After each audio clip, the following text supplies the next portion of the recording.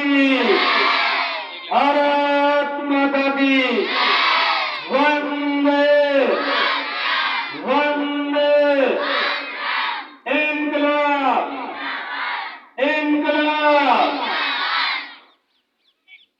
स्वतंत्रता दिवस के या 75वें अमृत महोत्सव के पावन अवसर पर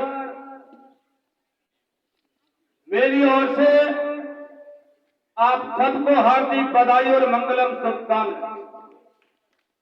इस मंच के माध्यम से मैं कुछ बोलने से पूर्व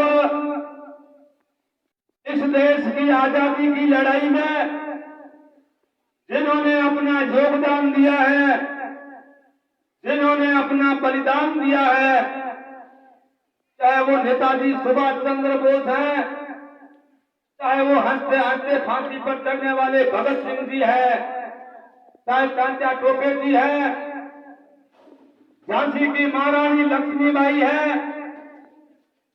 महात्मा गांधी जी का आंदोलन उन्होंने कहा था कि करो या मरो, और नेताजी सुभाष चंद्र बोस ने कहा था कि तुम मुझे खून दो, मैं तुम्हें आजादी दूंगा। ऐसे महान योद्धाओं को जिन्होंने इस देश के लिए शहादत दी है, मैं इस मंच के माध्यम से उनको सल्यूट करना चाहता हूं। ऐसी महान विभूतियों को इस मंच के माध्यम से नमन करना चाहता हूं। साथियों,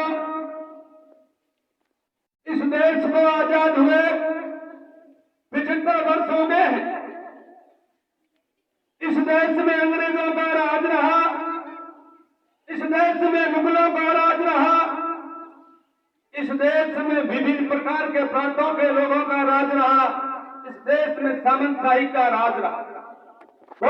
इस देश के योद्धाओं के बलिदान के बाद इस देश की आजादी मिली साथी, लेकिन इस देश को आजाद हुए 75 वर्ष हो गए।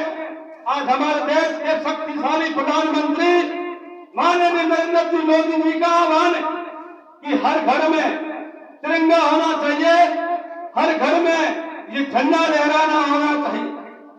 मैं इस देश के प्रधानमंत्री जी को भी सल्यूट करना चाहता हूं, लेकिन मैं इस देश के महामहिम राष्ट्रपति जी, प्रधानमंत्री जी और राजस्थान के मुख्यमंत्री जी को इस मंच के माध्यम से निवेदन करना चाहता हूं। इस देश के अंदर देश की आजादी के 75 साल बाद भी किसी स्कूल में बच्चों को पीने का पानी का अधिकार नहीं है। अभी राजस्थान के अंदर आपने देखा, जालौर में वो घटना देखी है जहां पर एक बच्चे ने स्कूल में मटकी से पानी पीता है और स्कूल का प्रधानाध्यापक उस बच्चे के साथ मारपीट करता है और उस बच्चे की हत्या हो जाती है। इससे बड़ी कोई दुखद घटना नहीं हो सकती है। मैं इस मंच के माध्यम से उस स्कूल के उस टीचर की कड़ी निंदा करना चाहता हूं। देश के प्रधानमंत्री राष्ट्रपति जी, देश के मुख्यमंत्री जी से मंच के माध्यम से निवेदन करना चाहता हूं कि ऐसे टीचरों को फांसी के फंदे पर चढ़ाए। इस देश के अंदर, इस संसार के अंदर ऐसे व्यक्तियों की पूछ होती है। भारत देश से बाहर देश है, वहाँ किसकी पूछ होती है? वहाँ योग्यता के आधार पर पूछ होती है। लेकिन हमारा भारत देश ऐसा देश है जिसमें जाति के आधार पर लोगों को महान माना जाता है। जाति के आधार से कोई महान नहीं हो सकता। महान इस देश में जिसने निर्णायक भूमिका अदा की है, जिसने देश में संविधान बनाने की निर्णायक डॉक्टर अम्बेडकर ने भूमिका अदा की है, इस देश के लिए जिन्होंने संविधान के लिए अपनी शहादत दी है, उन महान योद्धाओं को नमन होना चाहिए।